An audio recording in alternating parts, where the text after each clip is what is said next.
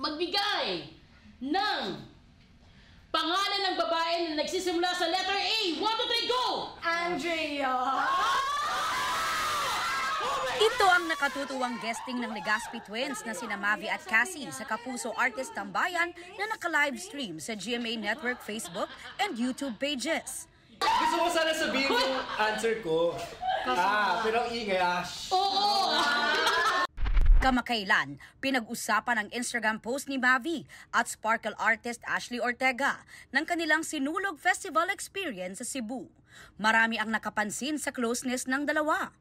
Walang kumpirmasyon si Mavi sa real score sa pagitan nila, pero one of the best at masaya raw siya sa kanyang first Sinulog experience. Nung nagsinulog ako, it just made me realize na life is great. It gave me another chance in life na parang to stay happy and also be happy and know that ito talaga yung deserve ko. May plano kaya siya ngayong Valentine's Day? Valentine's plans is ang importante basta maging masaya ang puso ko. Suportado rin siya ng kanyang kakambal. As long as genuinely happy siya, happy din ako for Mavi. That's all I can say.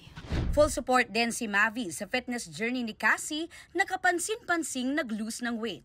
Ifinlex ito ni Cassie sa kanyang newest pictorial. Lifestyle change is key raw, lalo na't na-diagnose din siya with hypothyroidism, kaya nahirapan siya noong magbawas ng timbang. Mas active siya ngayon sa sports.